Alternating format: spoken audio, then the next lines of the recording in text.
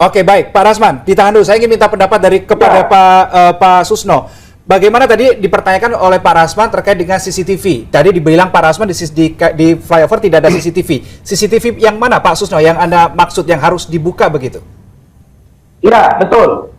CCTV yang terungkap di persidangan, kan semua pengacara mengatakan begitu.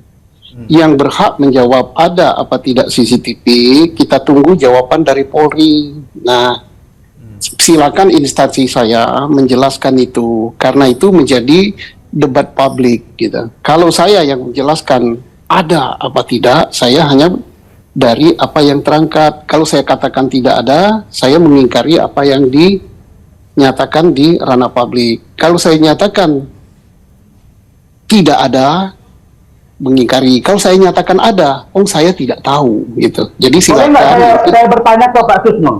Boleh. Bentar dulu, izin sama itu. Bukan. Aku bukan.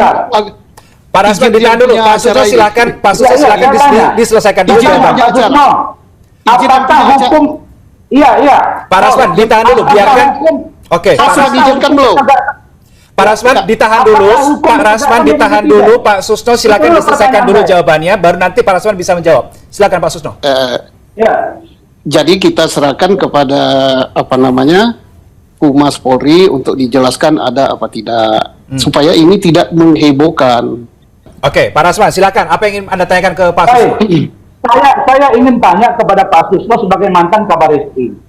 Kabar Eskrim itu bukan jabatan yang rendah, itu jabatan yang sangat prestis. Oke, luar apa masalahnya? Silakan. Silakan. Saya tanya, apakah hukum ditegakkan karena kemauan netizen atau karena fakta hukum, Bang? Ya fakta hukum lah dong. Nah, tapi abang bolak-balik bilang tadi netizen, Bang. Saya kalau dibentuk dengan netizen kacau kita, Bang. Oke. Semua fakta hukum yang terungkap di dalam persidangan. Sekarang mengapa suara netizen harus didengar? Jangan sampai organisasi saya yang membesarkan saya ini, Polri, dicederai oleh tekanan netizen. Makanya harus dijawab apa yang ditanyakan oleh netizen. Nah, yang berhak menjawab yang benar itu bukan kita yang di forum diskusi ini. Di forum diskusi ini yang paling berwenang Pak Yusuf gitu. Yang lebih berwenang lagi adalah Humas. Nah, kalau kita itu pendapat-pendapat subjektif pribadi. Nah, tapi saya tolong dijagalah institusi saya Polri itu jangan dicederai dengan informasi-informasi yang liar gitu. Monggo Pak Yusuf, silakan host bagaimana. Oke, jadi tapi kalau menurut pandangan saya, Pak Susno masih bisa menyampaikan ini ke Pak Kapolri, ke Propam, ke Biro Wasidik, bahkan ke Kabar Eskrim. Supaya cara mereka menangani, bukan dengan cara berbicara di media, Bang. Abang bolak-balik bilang bahwa tolong jaksa yang menyidangkan saya, Pak Rasman, saya bertanya pada Anda. Jangan nyimpang dulu. Ya, Pak Rasman, kalau debat tidak baik saya keluar. Oke, ditahan dulu Pak Rasman. Pak Rasman ditahan dulu. Pak Rasman bisa dengar saya, Pak Rasman? Saya mau tanya. Pak Rasman bisa dengar saya? Saya ingin bertanya begini, Pak Rasman. Mengapa Anda begitu menaruh atensi yang begitu besar dalam kasus ini? Begini, saya kalau boleh jujur, saya sendiri pun banyak mengalami tekanan-tekanan, laporan-laporan yang menurut saya sangat tidak berdasar di Polres, di Polda, di Polres, di Mabes. Tapi saya lakukan dengan cara-cara bahwa saya melaporkan itu, saya laporkan ke Propam, saya laporkan ke Irwasum, saya laporkan ke Kapolri, Biro Wasidik dan lainnya, dan itu diproses gitu. Nah, adapun tentang yang saya sampaikan kepada Pak Susno tadi atau abang saya, sebenarnya Pak Susno, beliau masih bisa nyampaikan ini ke baik. Kapolri. Baik, Pak Rasman. Ditahan dulu, Pak Rasman, ditahan dulu. Saya ingin minta pendapat kepada Pak Yusuf yang ada di studio SCTV. Saya jawab. Oke, baik. Saya ingin minta pendapat ke Pak Susno terlebih dahulu ya. Pak Susno, ini tadi disampaikan 2 poin oleh Pak Yusuf terkait yang pertama adalah soal audit investigasi, kemudian yang kedua adalah terkait dengan ketika memang benar CCTV ini tidak ada, lalu apa yang bisa dilakukan berikutnya supaya bisa kasus Vina Eki ini tidak berlarut-larut? Ini kan sudah terlarut 8 tahun begitu, Pak Susno. Seperti apa pendapat Anda? Nah, saya bagus sekali gitu ya, karena Pak Yusuf dari lembaga resmi yaitu Kompolnas, apa keterangan yang disampaikan termasuk di forum ini. Ini sudah sangat bagus ya, berarti hasil daripada pemantauan Kompolnas bahwa CCTV itu yang diributkan katanya ada di persidangan dan itu menjadi kegaduhan, itu tidak ada. Yang ada hanya CCTV jarak jauh. Nah, ini bagus sekali kalau dijelaskan oleh Humas Polri, tapi apapun juga penjelasan Pak Yusuf itu sudah mewakili gitu. Jadi bukan penjelasan dari siapa namanya ya, advokatnya Peggy atau advokat siapa gitu, atau kita yang hadir ini, termasuk saya ini kan sudah rakyat biasa sekarang gitu, jadi bagus gitu ya. Saya sangat senang gitu mendengar itu. Tinggal sekarang ya, kita ini apa sih yang harus kita lakukan? Yang harus kita lakukan adalah keadilan kepada korban. Nah, keadilan pada korban, siapa sih pelaku sebenarnya? Nah, untuk mengetahui ada tidak pelaku sebenarnya, kasus ini apa? Nah, kasus ini apa? Tadi sudah saya katakan, apakah penyidikan pertama bahwa ini laka lantas itu apa benar apa tidak? Atau yang benar adalah ini pidana pembunuhan. Nah, inilah yang saya berulang-ulang katakan sebaiknya kembali ke titik nol. Siapa tahu kesimpulan kecelakaan lalu lintas itu adalah benar? Siapa tahu? Kita nggak tahu. Nah, siapa tahu juga yang benar itu adalah pembunuhan gitu. Nah, kita tunggu gitu hasil-hasil ini, dan saya yakin bahwa dengan adanya putusan pra-peradilan ini akan diulang dari situ ya gitu. Oke, Pak Susno, ketika memang masih dipertanyakan debatable tadi ya keberadaan dari CCTV, tapi yang ada yang jaraknya cukup jauh begitu kata Pak Yusuf, apakah bisa dikatakan cukup rumit ini sebetulnya untuk kembali, tadi Pak Susno bilang kembali ke awal untuk kemudian membuka seterang-terangnya dan sejelas-jelasnya, apakah cukup rumit Pak Susno untuk dilakukan lagi? Jadi begini, udah bagus sekali penjelasan CCTV sudah terjawab oleh Pak Yusuf. Mudah-mudahan apa yang dilakukan oleh Liputan 6 sore ini terpublish ke seluruh Indonesia.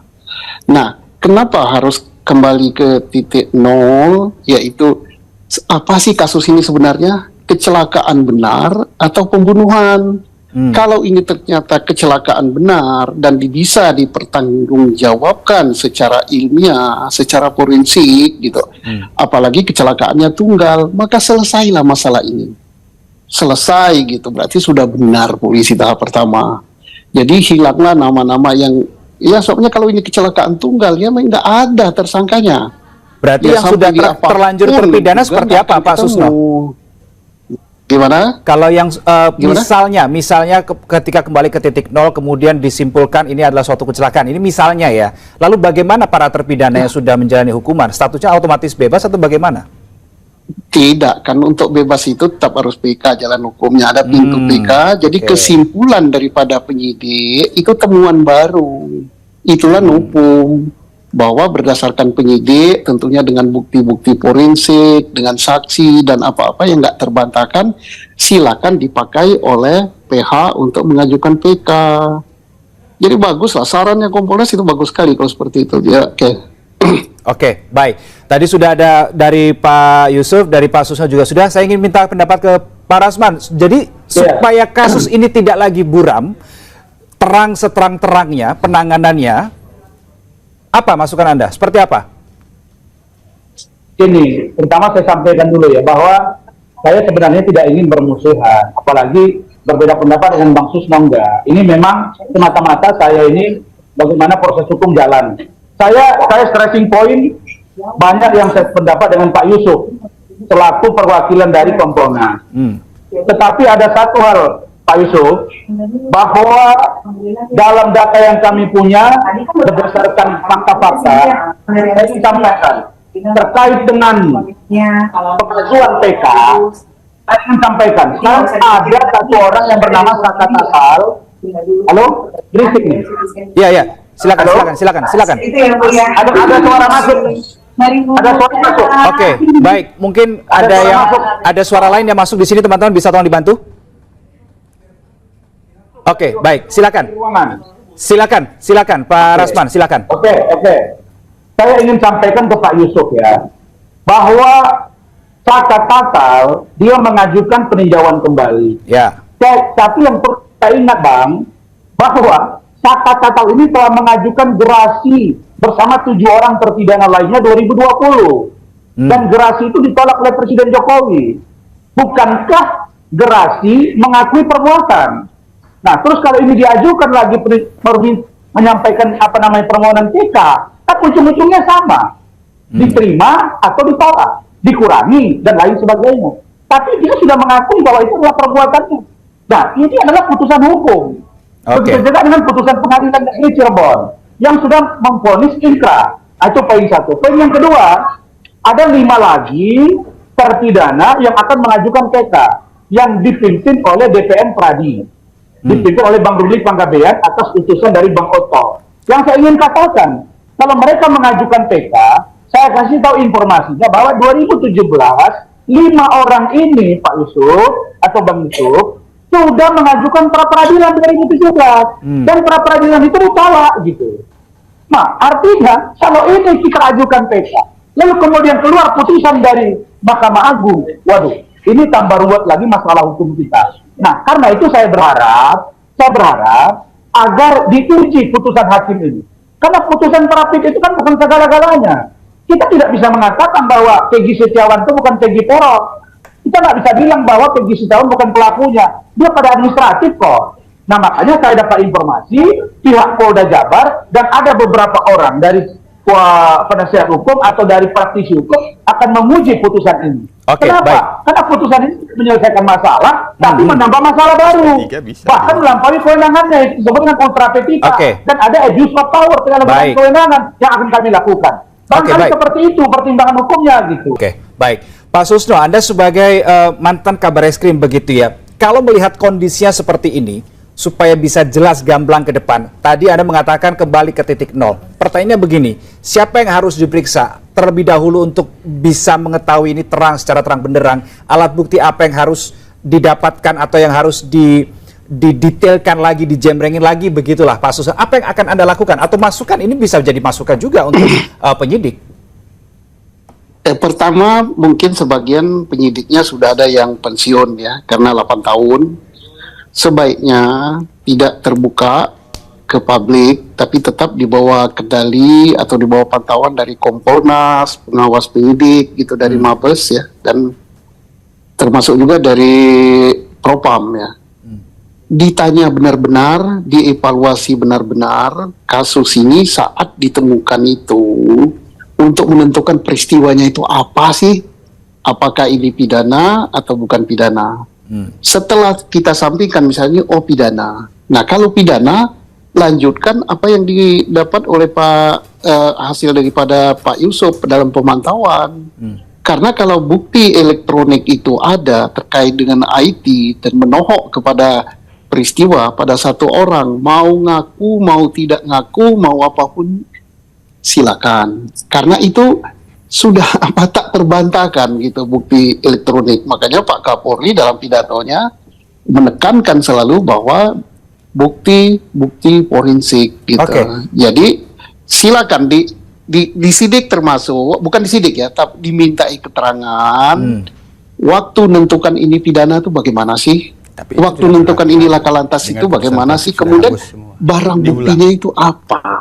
Dan sebagainya, dan perlu diperdalam lagi saksi-saksi yang sudah diperiksa dulu untuk proses sidang 2016 yang disidangkan 2017. Kalau ada kekurangan nggak apa-apa. Karena apa? Meriksa saksi yang dulu tidak dilarang kan.